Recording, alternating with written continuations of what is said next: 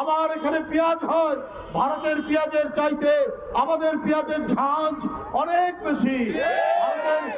আমাদের দেশের লোক ডলার খরচ করে ওখানে গিয়ে। এখন কলকাতার নিউ মার্কেট বন্ধ, দোকানপাট বন্ধ, সেখানে আর কোনো খরিদ্দার নাই।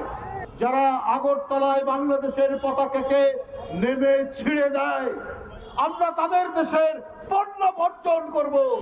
তোমরা আমাদেরকে পছন্দ করো না, তারপরেও তোমাদের জিনিস কিনতে হবে। বাংলাদেশের মানুষ তো মাথা নত করার মানুষরা। যারা আমাদেরকে পছন্দ করে না, যারা আমাদের স্বাধীনতাকে শ্রদ্ধা করে না, যারা আগরতলায় বাংলাদেশের পতাকাকে নেমে ছিঁড়ে দেয়, আমরা তাদের দেশের পণ্য বর্জন করব। আমরা তাদের দেশের যে আগে শাড়ি কিনতো আমাদের মা বোনেরা, স্ত্রীরা, তারা আর ভারতের শাড়ি কিনবে না, তারা ভারতের সাবান কিনবে না, তারা ভারতের টুথপেস্ট কিনবে না, তারা ভারতের কোনো মশলা কিনবে না। আমার দেশ, আমরা স্বনির্ভর। আমার এখানে পেঁয়াজ হয়, ভারতের পেঁয়াজের চাইতে আমাদের পেঁয়াজের ঝাঁঝ অনেক বেশি। ভারতের মরিচের চাইতে আমাদের মরিচের ঝাল অনেক বেশি। আমরা যদি আমাদের জায়গা না থাকে, আমরা ছাদের উপর মরিচ লাগাবো, আমরা বাড়ির উঠোনের মধ্যে আমরা পেঁপে গাছ লাগাবো, আমরা পেঁয়াজ লাগাবো, তাও আমরা ওদের মুখাপেক্ষী হব না। আমরা ভারতীয় পণ্য বর্জন করবো। বন্ধু আমার, আপনারা দেখেছেন আগরতলায় বাংলাদেশের সহকারী মিশন প্রতিদিন সেখানে 250 থেকে 300 ভিসা তারা অনুমতি দেয়। বাংলাদেশ সরকার সিদ্ধান্ত নিয়েছে, সঠিক সিদ্ধান্ত, তারা ভিসা বন্ধ করেছে।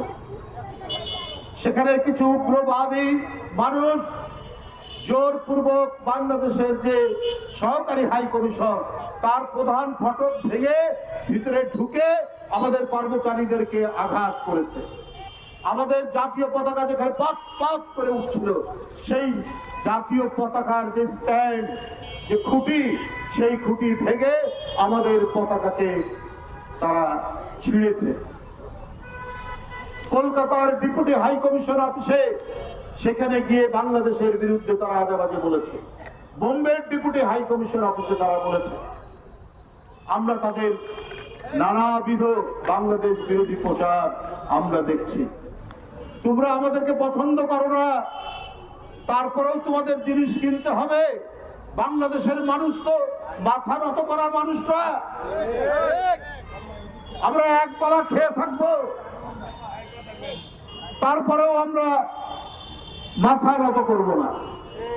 তারা নাকি বলে ভারতের অনেক সাংবাদিক, অনেক রাজনৈতিক নেতা যে আমাদের এখানে না আসলে আপনাদের চিকিৎসা হয় না। আরে আপনারা কি বিনা পয়সায় চিকিৎসা দেন? আপনাকে বিনা টাকায় এক কাপ চা খাওয়ান, এই নজির তো নাই আপনাদের। আমাদের দেশের লোক ডলার খরচ করে ওখানে গিয়ে। এখন কলকাতার নিউ মার্কেট বন্ধ, দোকানপাট বন্ধ, সেখানে আর কোনো খরিদ্দার নাই।